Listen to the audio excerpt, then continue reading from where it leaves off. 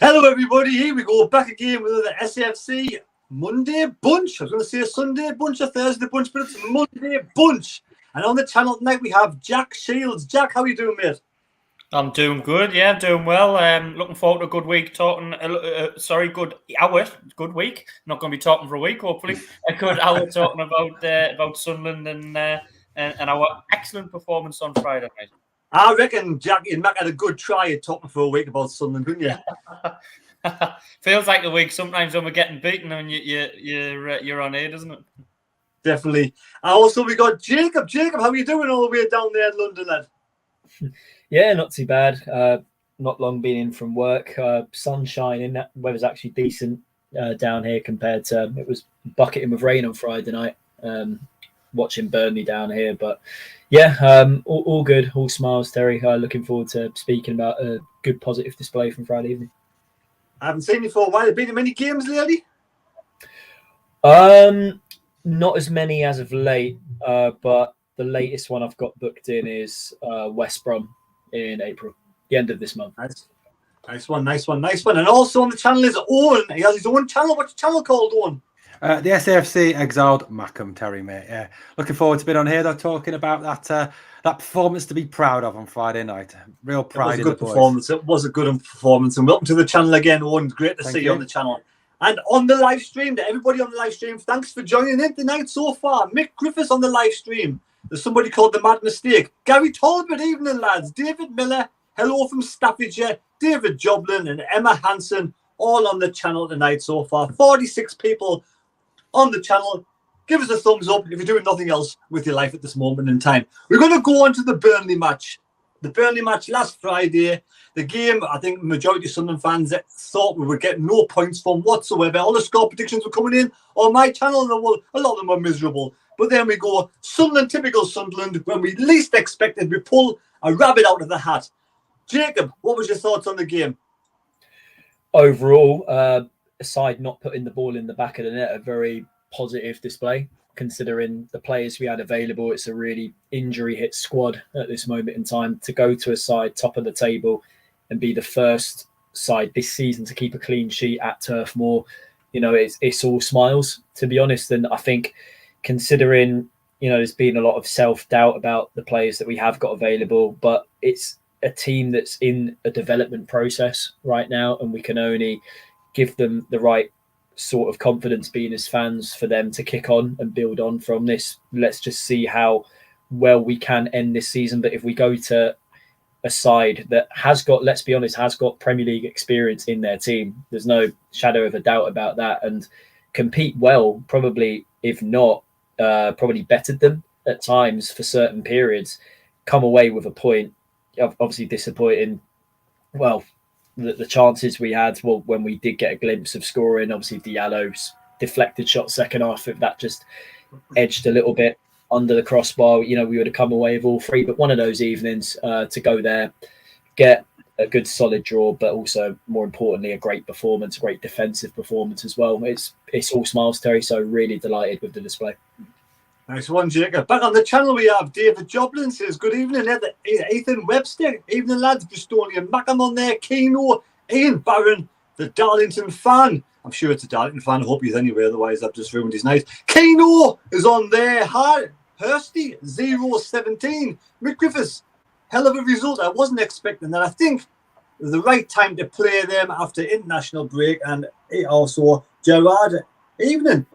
Ian Barron, the Darlington fan, let me know whereabouts Darlington are at this moment in time. Have they fell from the top two? Have they dropped down a little bit? I'm sure you'll know the info. Right, Jack Shields, give me your honest opinion out of 10 and your thoughts on the Burnley's Turf Moor Stadium itself, because you were down there on Friday night.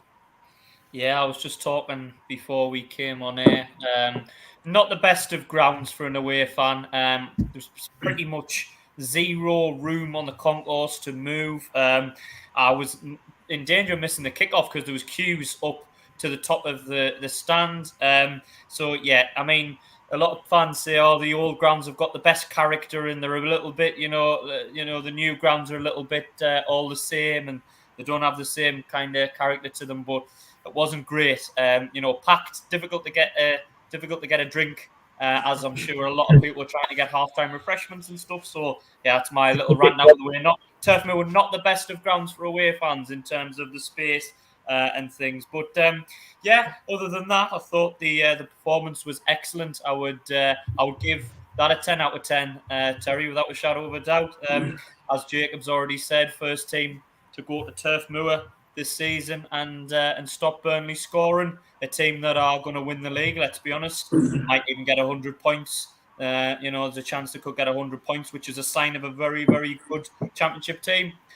Sure, we'll go into individuals, but I thought the whole collective team unit was just fantastic. The way we were disciplined, the effort we put in, the amount of running that we had to do, and even on another day, as has been touched on, we might have just had a little bit of the rub of the green and nicked a goal and come away with what would have been a result to go down in the ages of 1-0 there. But no, very, very good performance. Excellent. Back on the channel, we have Ian Barron says 5th place, Darlin are in 5th place, Emma Hansen, I had your half-time drink, haha. Poor Jack. No one bought you a pint yet, Jack? No, well, that's the thing. I didn't see Emma at half-time. I would have liked to have seen her because she would have, A, got us a pint, but B, I probably wouldn't have had to stand in a queue. So, yeah, very disappointed. Sorry, I didn't see you, Emma. I had to pass phone numbers over for next time. You can give her a text and say, I'm waiting for a pint. I'm over here by the toilet door. I don't know, anyway. Right, Owen. Yeah. Great result down there. Nice point. I kind of thought in the first 45 minutes that we would run out of steam eventually with all the chasing we're doing.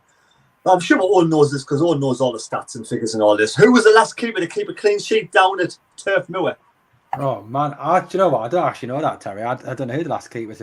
Probably a Premier League goalkeeper, wasn't it? So I don't Manchester know, City. Edison? That's the one. That's the one, apparently.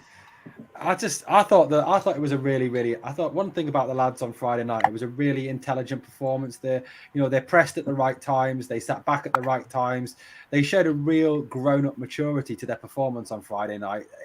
I mean, and like the lads have already mentioned, if you look at that team and you look at who we're missing from that actual starting lineup, obviously Ross Stewart, Corey Evans, Adji Elise, Elliot Embleton. There's so many quality players missing, and still to produce that level of performance. And obviously Ahmad was only on the bench because he was late back from international duty.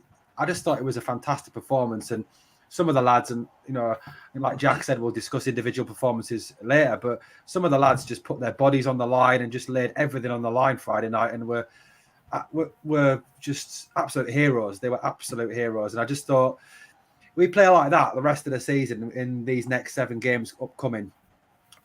I don't think any of these 7 teams will be able to live with us. It was absolutely superb, that performance. Just fantastic. Just so proud of the boys.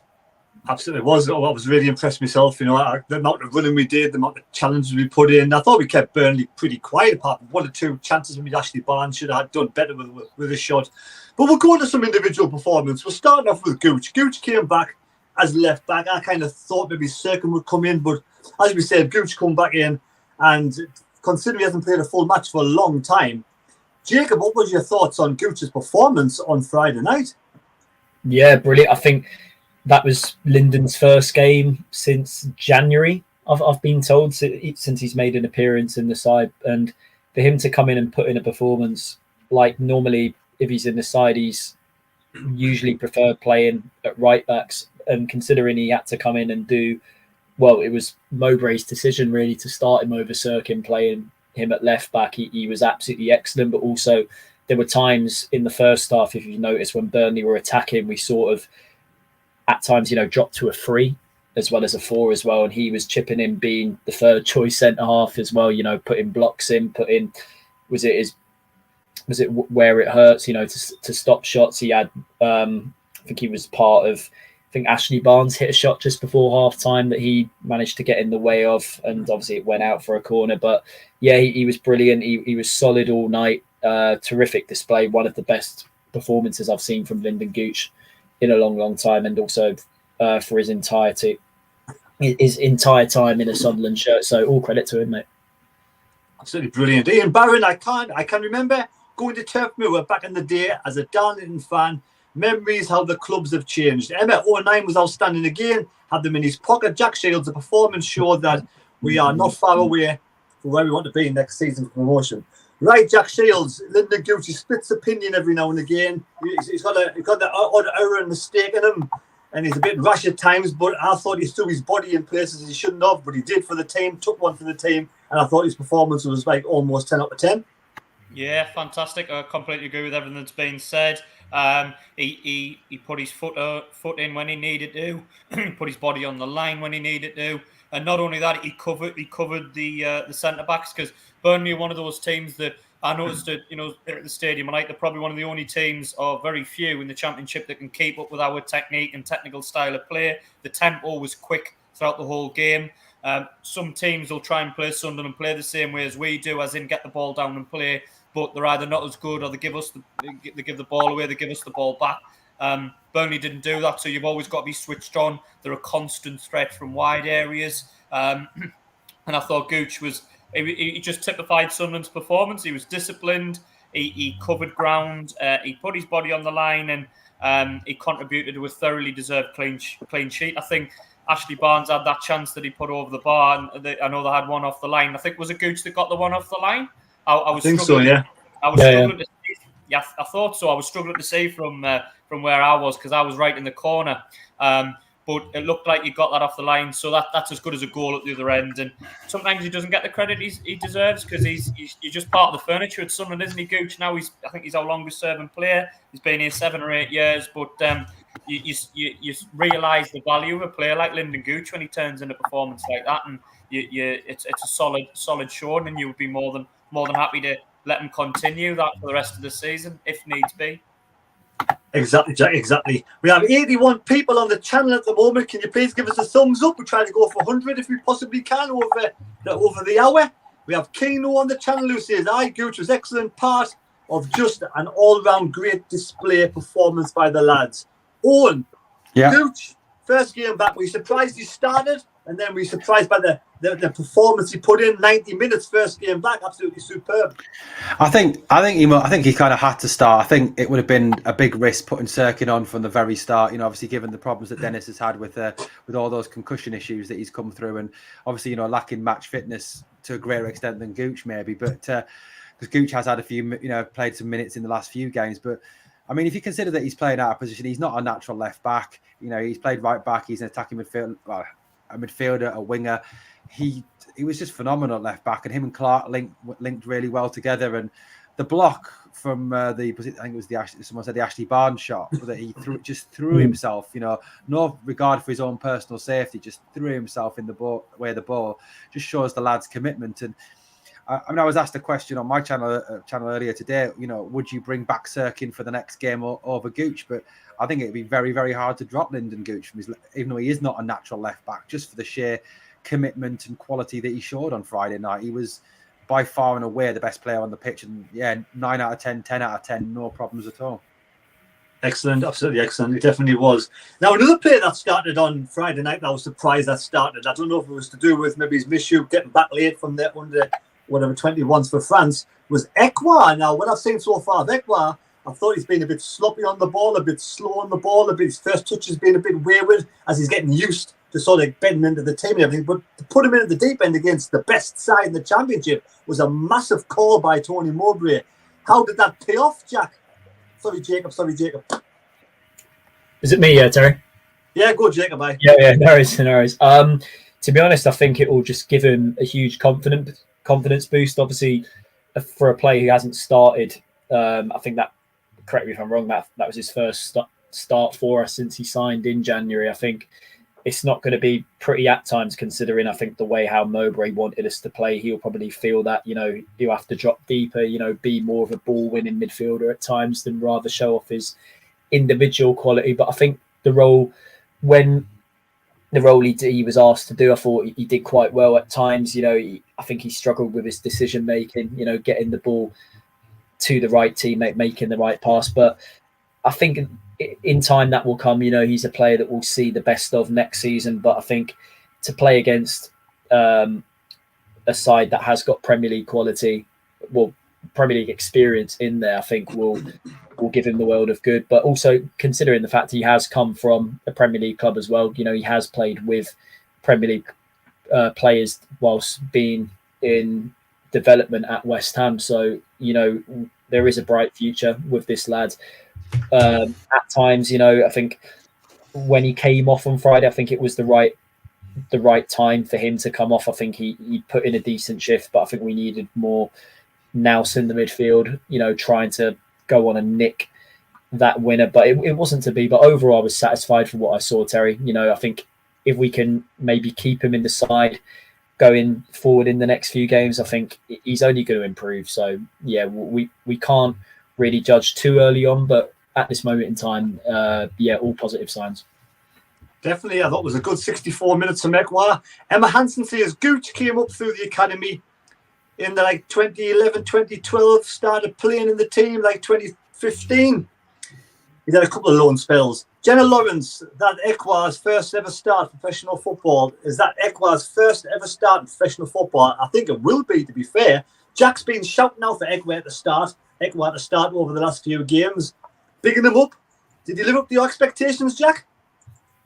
Yeah, I thought he had a really good game. I must admit, when I saw him against Norwich, I was a bit, not sure on him, and I think he got slaughtered on this chat, didn't he? The podcast that we did after Norwich, he took a bit of stick, and I just thought at the time, well, that's his first game. You know, he did look a little bit rusty, but I thought that you have to judge him a bit when he gets a little bit of match sharpness. I thought he looked better in. Was it the Sheffield United game he came on, or was it the Luton game that he came on in one of those home games? I thought he looked a little bit better. I can't remember which one. And then, Luton, I think.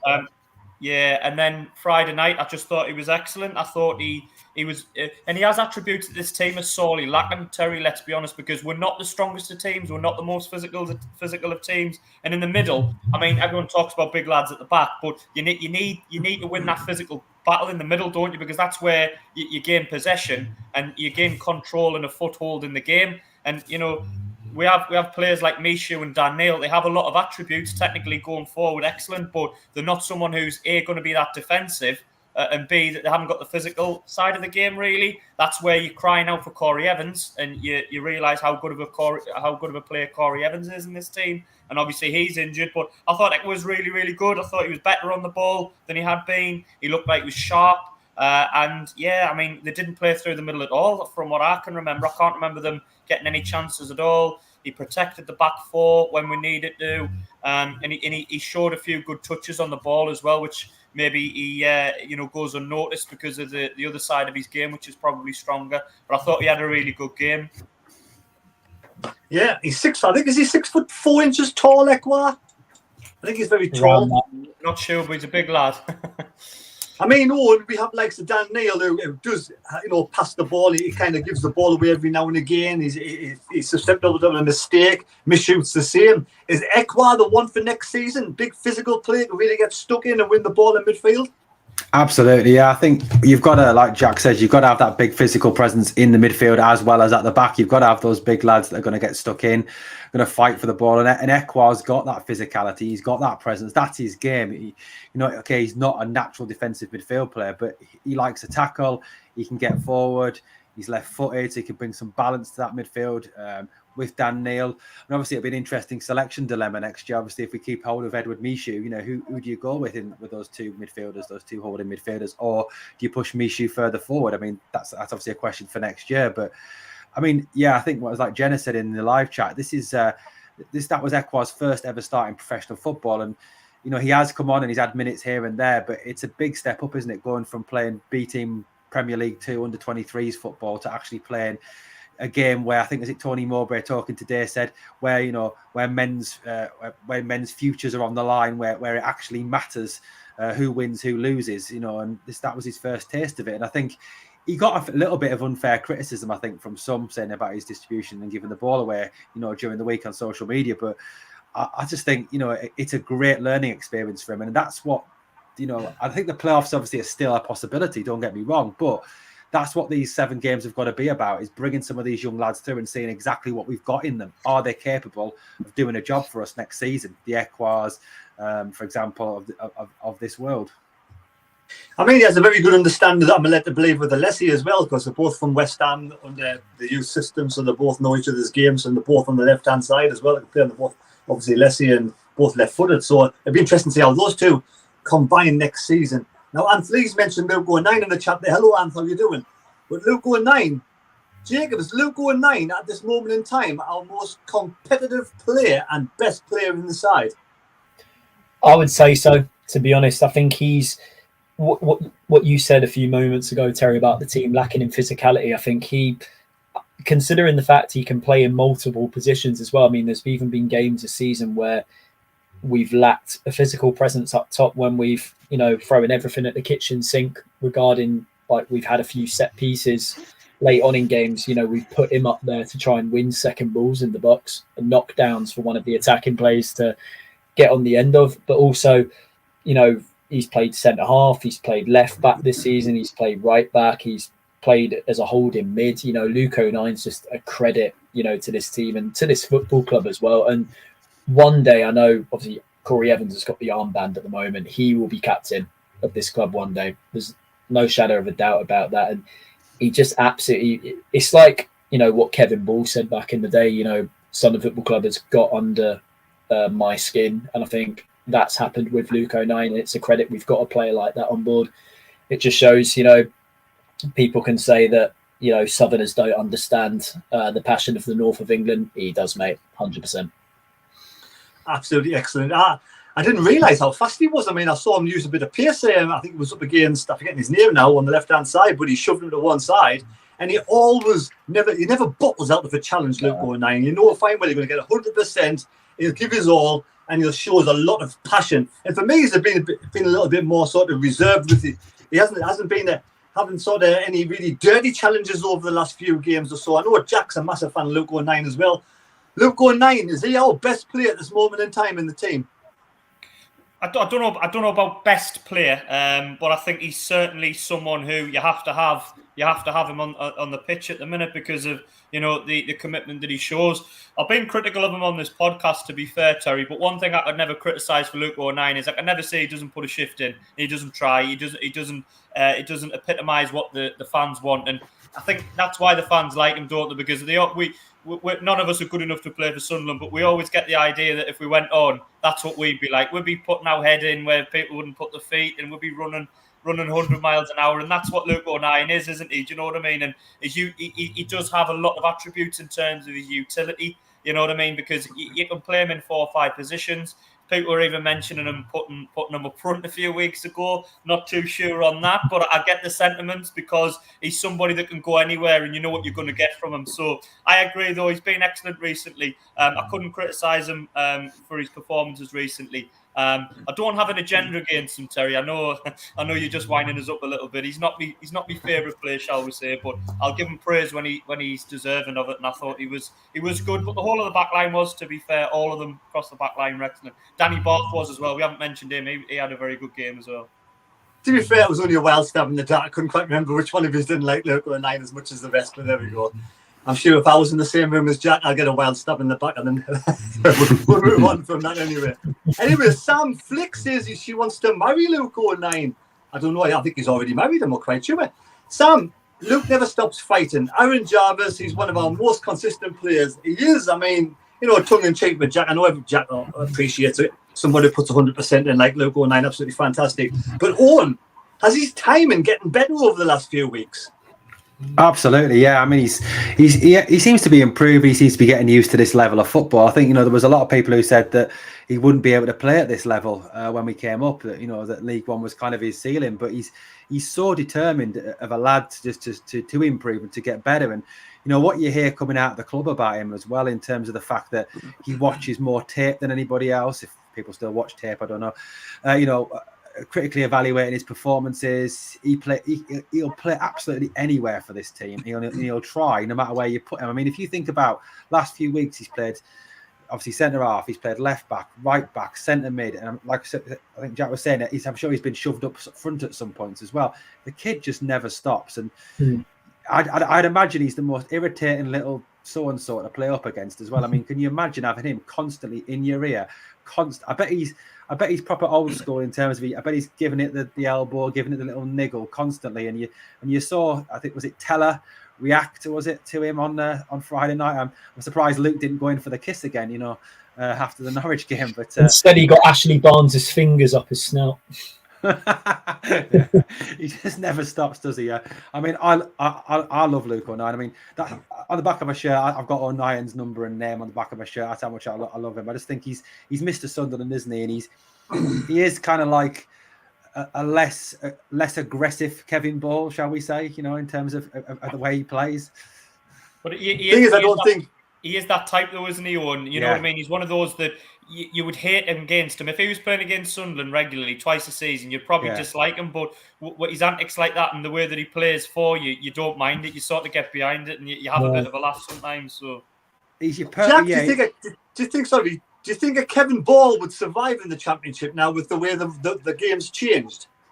I don't know. Probably not. I think he would have had to adapt his game a little bit, and that might have meant he was less influential, Terry. So could he have been a professional footballer now? Yes, but could he have played the way that he played sort of 25 years ago for Sunderland? Absolutely not. So he would have had to be, watch himself in the tackle and be less aggressive. And that probably wouldn't have been as effective, and he wouldn't have been as loved by the fans. So he wouldn't have been the same Kevin Ball now. I know exactly what you mean, because the game's changed, hasn't he? But that's the only worry with Luke O'Nien, if it can, because he does play on the edge, doesn't he? And as long as he's on the right side, that's fine. But on occasion, you're a bit worried he does go a little bit over the top. He hasn't done it very much this season, only once or twice. So we'll switch that around for Owen. Would Luke O'Nien make it a marvellous player 25 years ago? I think he would, because he could have really gone for it, couldn't he? With some of those tackles and some of those, he could have gone full Bally.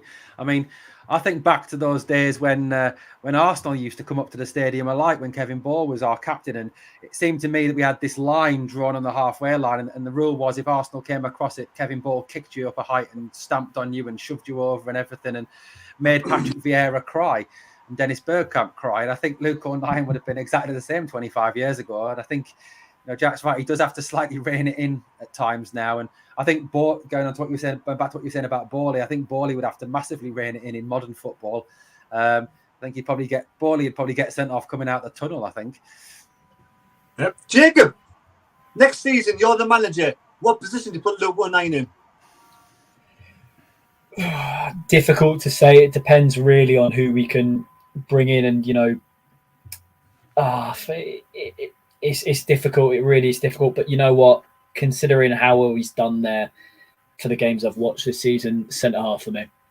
The most consistent player of the season by far for me. It's just my opinion, of course. We'll go back to Jack. Jack, we'll start off with the defence. We'll go for the full defence on Friday night. Defence together, all work perfect.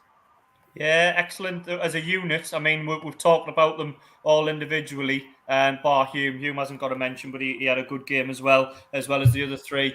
But as a unit, they were excellent, and I think that's all you can ask for really as a defensive unit, that they look solid, they cover the ground when they do get in behind, and they look dangerous, which wasn't very much. There's only a few times did they get in dangerous areas, and what one would usually cover across. I think Jacob mentioned Gooch coming across into centre half. He did that a couple of times to cover, and then I think O'Nien went out to right back to help Hume out on the right hand side a couple of times. So they all work well with each other. You know what I mean? And really restricted Burnley to one or two openings, and Vincent Kompany was pretty praising of us as well, which I always think that's good when you're getting praise, because managers sometimes praise you when the team's beating you. If Burnley had won 2-0, he would come out and go, well, Sunderland are a great side, but it doesn't count for much when his team's won. But to be fair, I think he recognised that we'd given them a game, and we have over the two games, though, haven't we? Do you know what I mean? At the stadium, like in October and the other night, we've given Burnley, who are the best team in the league and are going to win the league, we've given them two really, really good games. So,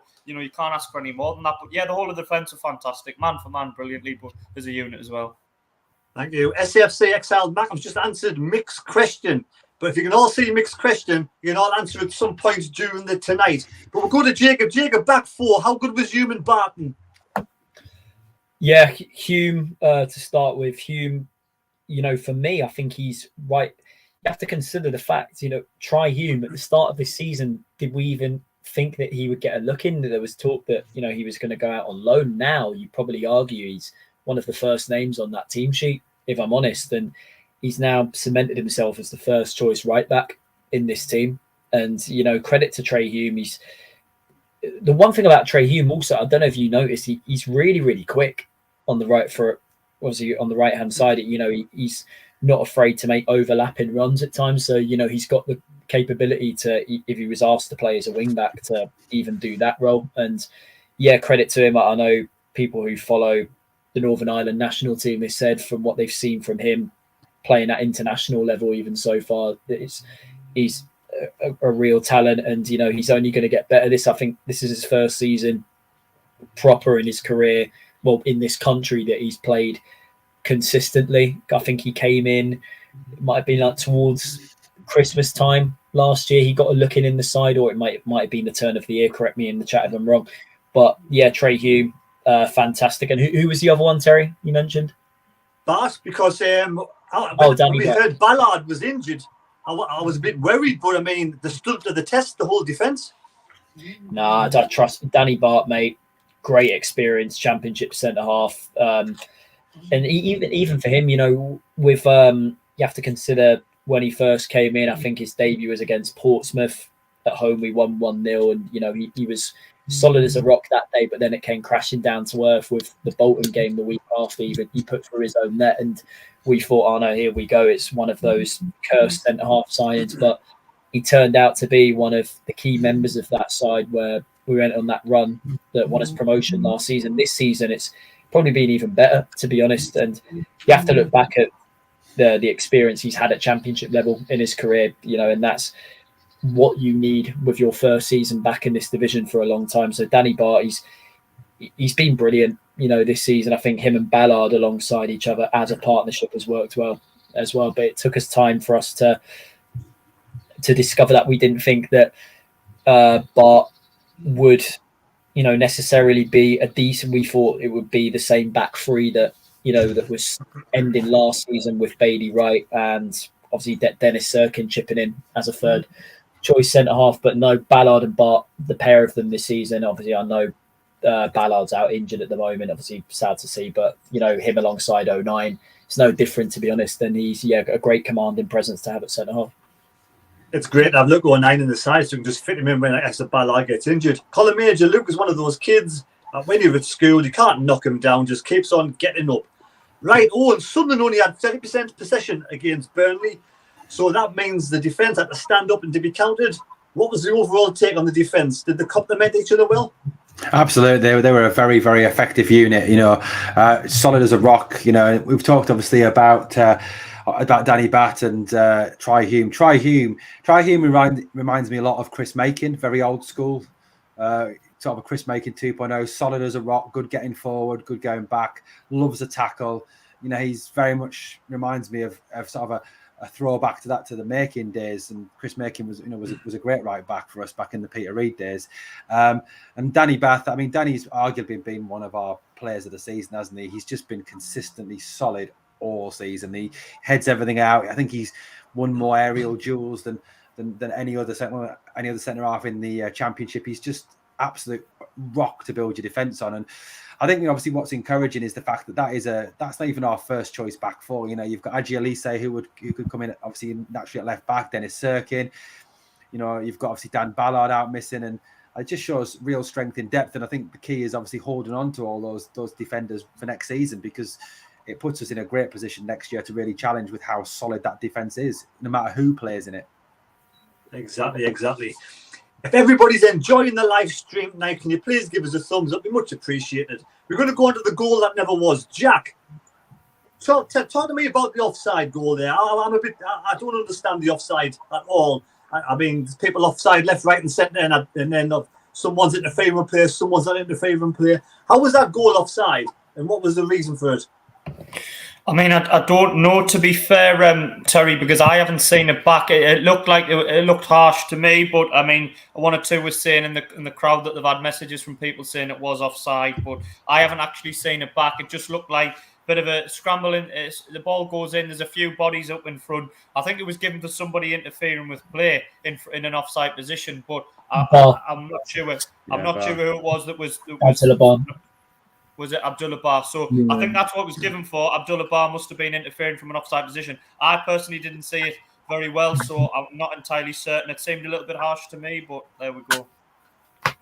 Jacob, Abdullah Bar was a mile offside. I thought he was personally, I thought he looked way offside, and obviously it's to do with the interference and everything. Was that naivety from Bar, to be fair? Did the lady get it right on the lineswoman?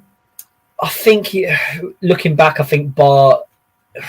I think he should have done better to sort out his position and then watch the line at the same time, as well as, trying to be an off-putting presence to the goalkeeper. I think it was his decision-making, obviously, that led in the build-up to, obviously, Clark putting the cross in. I think it was too easy to spot by the fourth officials. I think as soon as it hit even though I jumped up and celebrated in the pub, I knew it was going to be given as an offside decision. I'm unfortunate, but I think that's the sort of player that Abdullah is, when we're attacking set pieces, and obviously him trying to, out muscle, a centre half in the opposition penalty area. He has got some strength on him to do that, and it's just the type of player he is. It was unfortunate, but yeah, I don't like the blaming game for that sort of thing. Sometimes, we've seen goals like that in the Championship this season where some players have gotten away with it, but it wasn't to be on this occasion. But overall, I think with that decision, I thought he handled the game pretty well throughout the night, to be honest. I think he allowed some advantages at times. I think every single 50-50, the ones that were given as a foul, he got correct. So overall, I think from the officials and the referee, I thought a decent display. Excellent. We have SAFC exiled Mackham's Dutch colleague in the chat. That's second time Bar has done that in front of the keeper. David Miller. Bar was miles offside and was standing right in front of the keeper. I'm going to go to Owen now. Owen will describe exactly what went wrong and why it was called offside. I think it's because Bar is stood in. If you look at it, Bar's stood in the keeper's eye line, so therefore he's distracting the keeper. It's the same, I think, as that Sheffield United goal that shouldn't have been allowed. The moment you move into a position where you are interfering and taking the keeper's eye line away, you therefore should be given offside. So that's why that goal was disallowed. I think Bar was virtually, the keeper might have been like there, and Bar was kind of like there, so he was right in his eye line. I wasn't aware that I had a Dutch brother, but obviously I've got a Dutch brother there. Because I think Bar did it against Fulham, didn't he? The Chris Rigg goal that was disallowed. I think with Bar, it's just kind of youthful exuberance, isn't it? It's something he's going to learn in time, his positioning, reading the game a bit better. I mean, he's only, 19 years old, the kid, and I think he's just obviously showing that exuberance. But yeah, the moment you get in the keeper's eye line for something like that, the flag's going to go up. Well, unless it's obviously against us, then it's going to be allowed to stand, isn't it? Because it's us. Have you been impressed how Bar's performed at the back end of this season, Owen? Yeah, he's done well, hasn't he? I mean, he got the goal against Norwich. He's come in.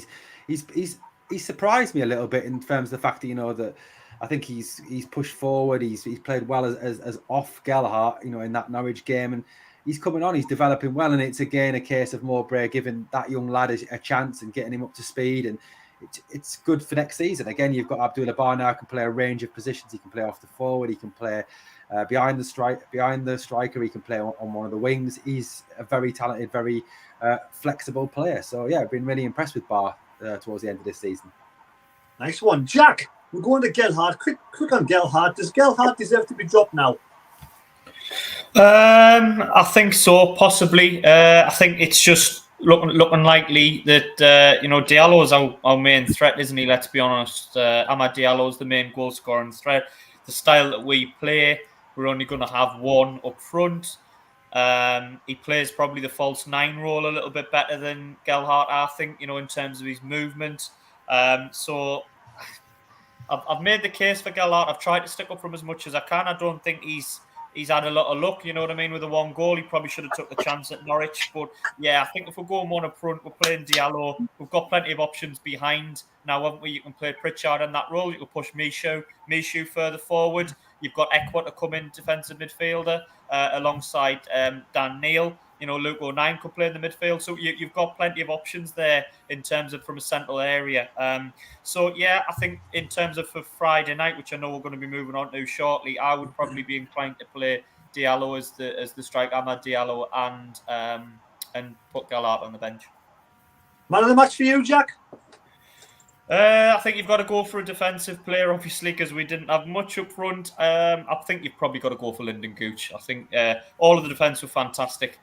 You could have given it any one of the defenders, really, but I think Lyndon Gooch was just that shade better than the others, and he got the one off the line, which was as good as a goal. So I completely agree with you, Jack. Good call there. I completely agree with you. Jacob, what's your thoughts on Gelhardt, and what about man of the match for you as well?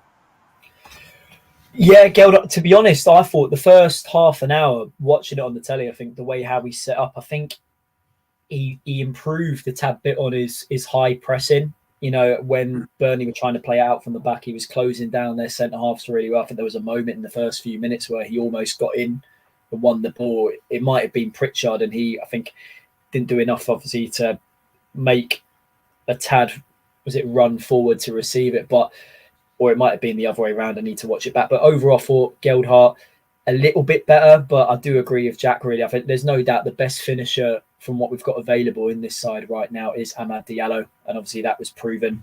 Obviously, second half, he got the shot off in the end with space, and obviously he got a deflection and hit the bar. But yeah, Diallo's finishing was superb on his day. And I think Gelhardt, let's be honest, I think we would have seen more of the type of player he is if Stuart was available. I think his natural position, I've heard from a Leeds fan, is he likes to play as a 10, like in behind. So yeah, sadly we never, because I don't think he'll be here next season, we never really got to see that type of player of what Gelhardt could be. But yeah, it's just one of those things. A man of the match, I'm going to say Lyndon Gooch. Best performance I've seen from him in a long time. Thank you. On the live chat, Niall Henderson says Gelhardt, Will Grigg 2. And also we've got David Walker. Gelhardt not going to work here. Sadly, he's not a proper centre forward. And Laura, we shouldn't start Gelhardt again this season. Right, we'll go to Owen. Owen, thoughts on Gelhardt's performance and also man of the match, please. I think it's hard to judge Gelhardt. Like Jacob was saying, he's a number 10. He's not a number 9. He's been asked to do something that he's not naturally comfortable with. He's not naturally comfortable with leading the line. He's not going to run the channels. He's not going to run in behind. He's not Ross Stewart. That's just not the type of player he is. And I think Jacob's bang on correct with what he says, that if we'd have seen a different Joe Gelhardt, if Ross had still been fit, I think there could have been an effective pairing up front. So I think it's a bit unfair on the lad to kind of judge him as Will Grigg 2 or anything like that, because of the fact that he's been asked to do something that he's not comfortable with doing, and we can't really change him or adapt him to that because he's not our player. If he was our player and he was our youth product, then we could be saying to him, right, this is what we need you to do. We need you to change your game to do this because he's our player, but he's not our player. It's not his fault. He's been put in this position. He's had to lead the line on his own because obviously Speakman spectacularly failed in January to bring any strikers in. I'm not going to go off on a Christian Speakman rant, but man of the match for me, I think clean sweep, Lyndon Gooch. Excellent. On the live chat, we have David Joblin. Friday 3 points, Monday 3 points. Pardon? Are you frozen, Terry? Am I frozen? Am I here again? You're here again. Yeah, you're back. I'm back. Oh, champion. Anyway, David Joblin says 3 points on Friday, 3 points on Monday. Cheesy chips down Wembley way. Emma Hansen, man of the match for me. Luke going 9. Always puts a shift in. The casual observer, Gelhardt always looks like he's blown out of his hoop. Right, so we're going to move on now to Friday night. Another Friday night, because it's Good Friday. Sunderland at home against Hull. Jack, can we get a win with 7 points off the playoffs? Is it possible still? Is it possible in your mind or your heart that we can actually get into the playoffs after we beat Hull?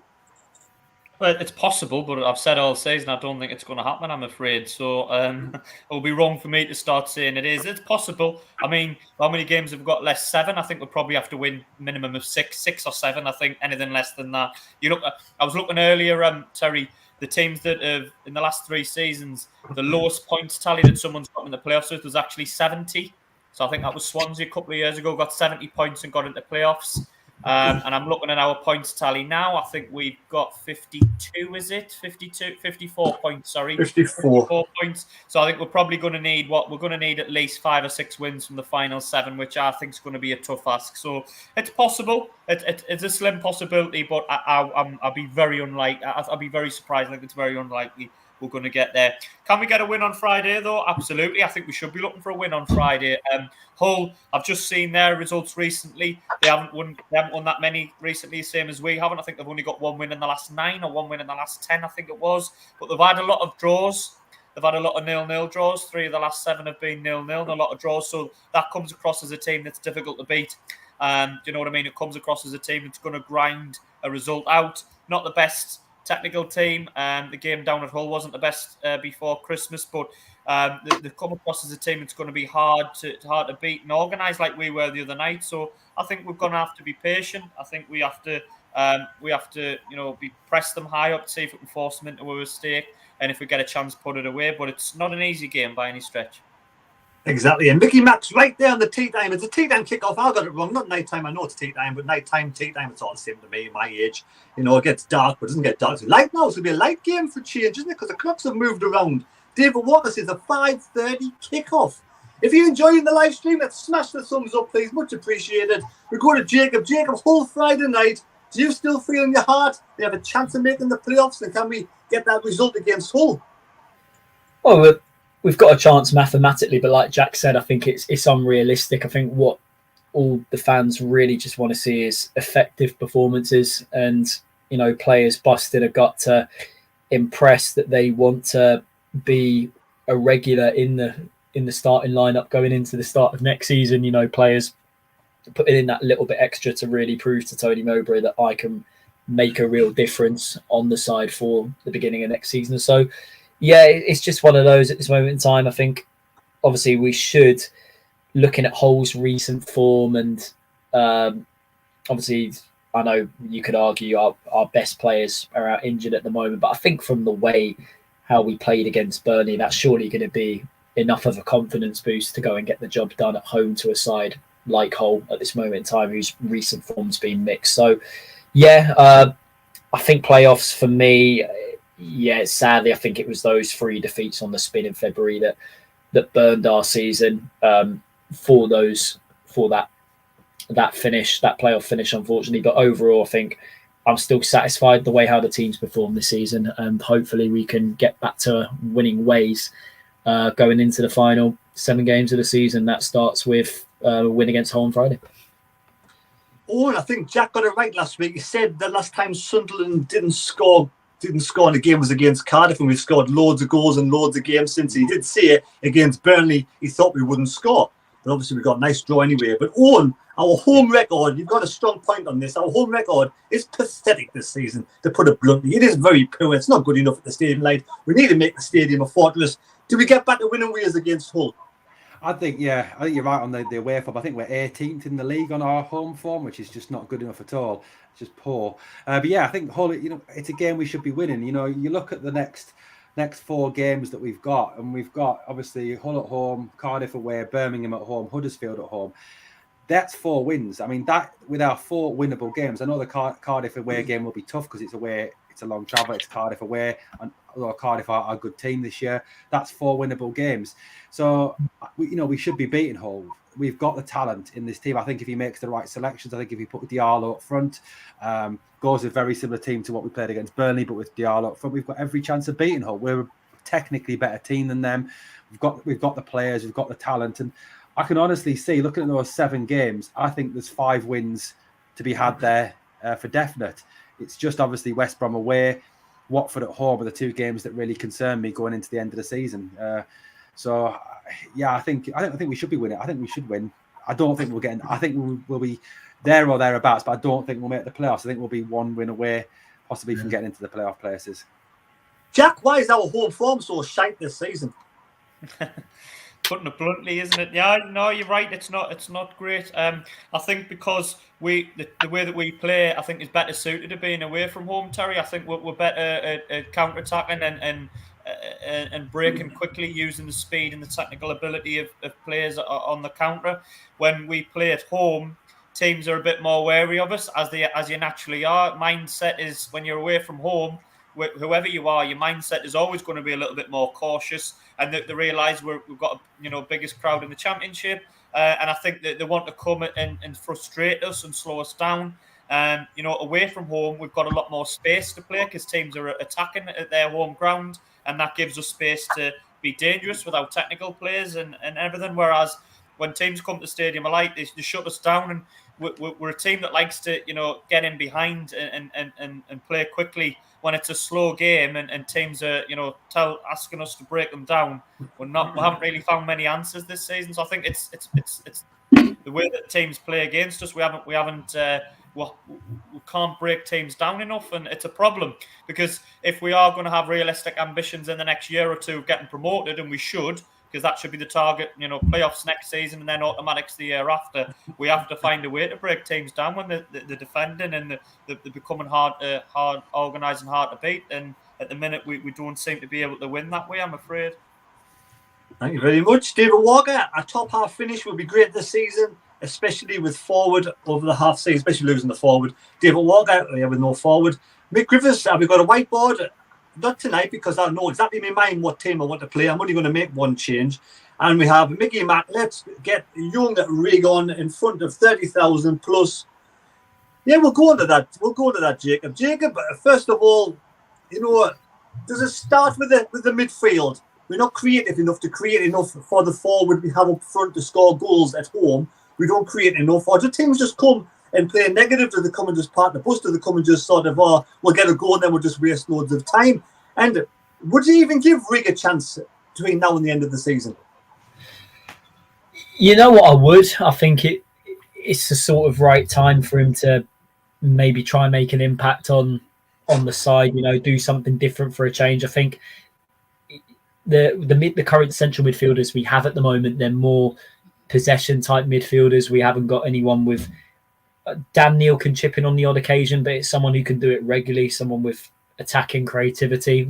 I think that's can't get my words up. That will be one of the first positions we'll look to address during the summer transfer window. But yeah, I think this is how I see it as, Burnley on Friday, I think the way how they play, I think in a way that suited us more because obviously they have similar, technical type players to what we have. And I think it's when it's against sides that, are up for more of a physical battle, can be a danger from set pieces. I think at times, we get out muscled in the middle of the park, and obviously set pieces as well. We're a bit of a weakness, obviously, hence the Luton goal they came up and scored with when they came to the stadium of 2 weeks ago. So yeah, it's an issue obviously we need to address. But yeah, I think Mowbray can only work with what he has got available at this moment in time. But if what Chris Rigg was to come in and make a few appearances off the bench this season, I think particularly at home, I think that could be something that could get the crowd going really well. I think we'd all love to see, obviously he almost done it at Fulham in the Cup, but someone to come on, an academy graduate and try his best to make an impact on the side. I think all Sunderland fans appreciate that, to be honest. Owen, Chris Rigg, if he did come into the game, whereabouts would you play him? But Tony Mowbray, for me, will probably start Gelhardt on Saturday. Will probably start Michoud over Ekwa. What team would you play? For me, I'd play the same team. I'd just drop Gelhardt and put Ahmad up there. Who would you play? On Chris Rigg, where would he play him? I think he'd probably play him out wide somewhere. I think that's probably where we'd use him. I mean, not necessarily his right position, but I just don't. You can't play him as an attacking midfielder because obviously you've got the likes of Ahmad, the likes obviously of Pritch, and so on and so forth. So I think you'd probably put him out there. What team would I play? I'd go with obviously back four. I'd keep the back four exactly the same. I don't think you change that at all.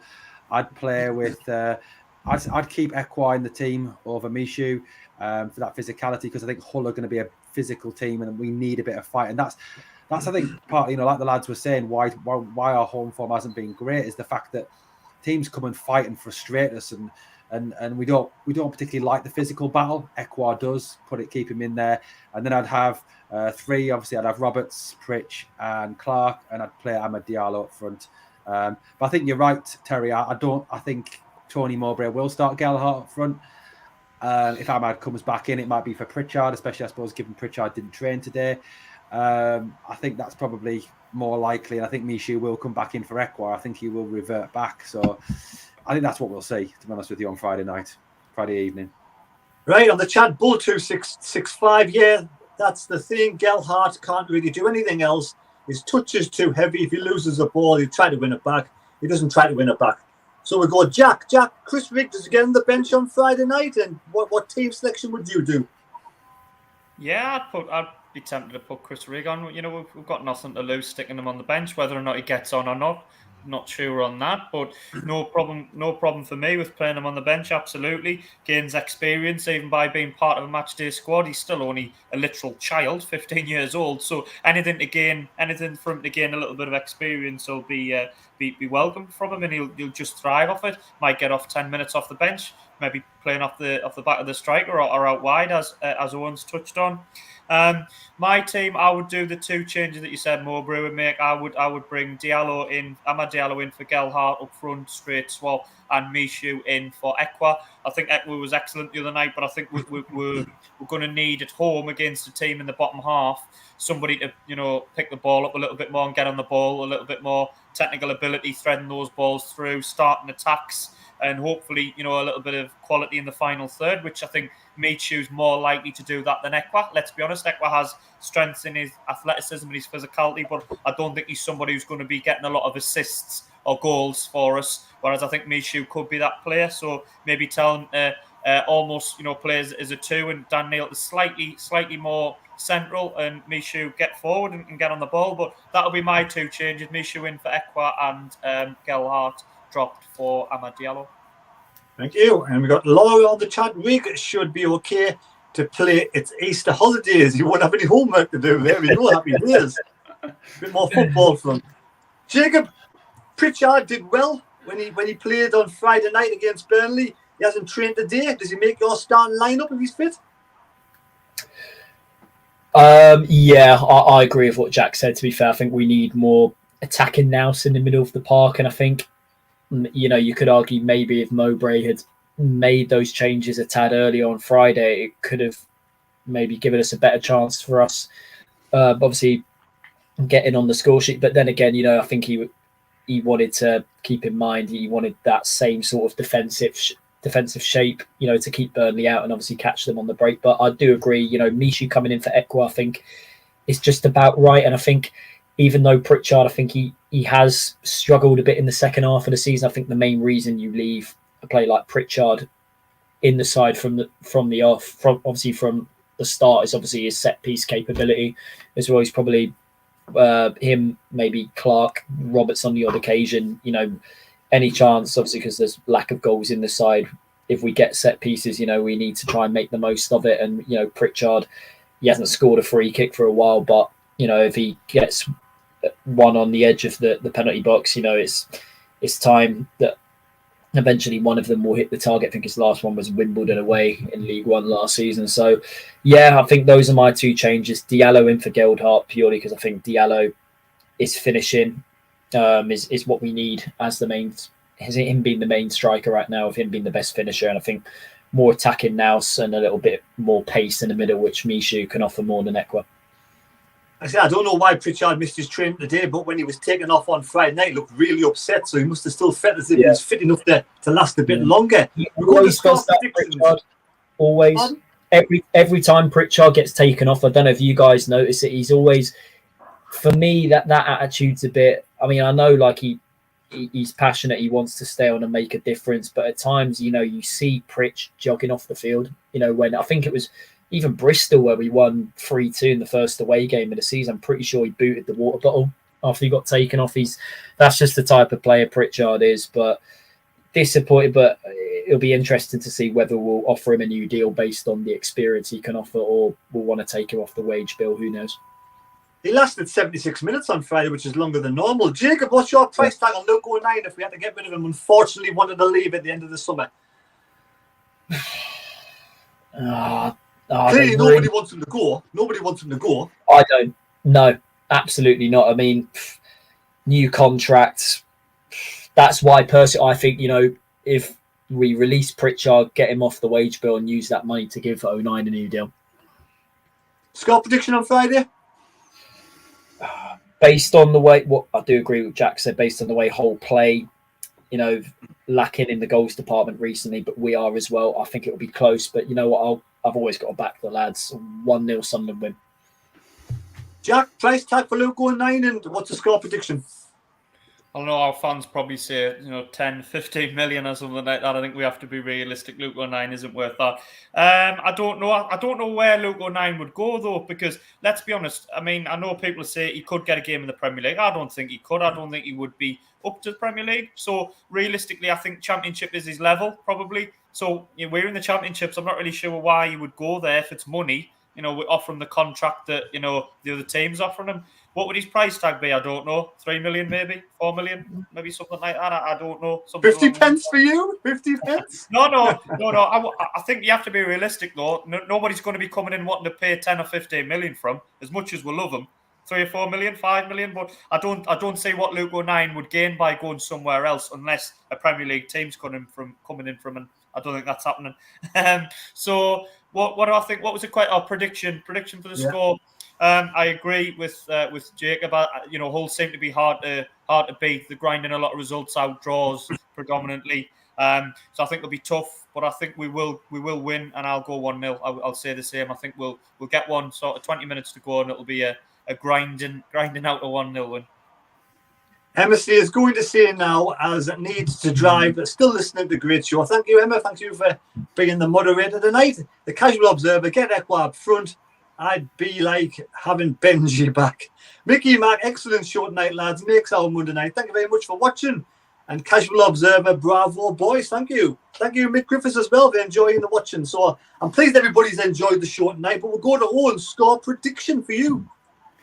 Score prediction, I'm going to say 2-0 to Sunderland. Diallo and Clark to score. Just on the Luke 09 price tag, I've just found out the most expensive defender is Harry Maguire, 75 million. So Luke 09 must be worth at least 80 million for me. I'd put a price tag of 80 million on Luke 09, so he won't go anywhere next season. Luke 09 do some England caps. Who would you rather have, on the size of the head, doesn't it? Does it not? Is that not just judging on how big his head is? The bigger the head you are, then you've got the bigger your transfer fee. Yeah, I'd rather have Luke 09 than Harry Maguire. I'll tell you that. Definitely better personality, put it that way. Right, thank you to everybody who's been on the live chat tonight, who's liked the video, subscribe channel. Thank you very much, much appreciated. Jacob, do you want to say goodbye, good night, and God bless you, everybody? Good night, everyone. God bless. And as I always say, keep the faith. Owen, thanks for coming on the show. Anybody doesn't know Owen's channel, it's SAFC Exile. Malcolm, how many subscribers have you got now? 1,022, I think it was last time I checked. So it's gone. We've gone over 1,000, which is cool. We've done. You must be making some money now, are you? A little bit, little tiny bit, not loads yet. Shh, Terry, don't tell the tax man. Shh. Terry, only pennies. Owen, do you want to say goodbye to everybody? Yeah, goodbye. Thank you to everyone who's joined us in the live chat. It's great. Love interacting with all you guys. And how are the lads? Come on, Sunderland. Exactly, and it's great to have Jack back on the channel again. Like every week, he's on here, but he's knowledgeable of what he likes and he loves Luke 09. So, you want to say goodbye, Jack? Yeah, see you all later, lads and lasses. I think our next show is Thursday the 13th, isn't it? I think is that when we're planning for the next show, just so that people don't tune on Thursday or next Monday. I think Thursday the 13th is our next showing. Yeah, well, everybody enjoy the bank holiday weekend. Hopefully, good win on Good Friday and a bank holiday Easter bonanza with another win on Easter Monday. So thank you everybody for watching. Take care. God bless me. God go with you. And we'll see you next time on SFC Fan TV.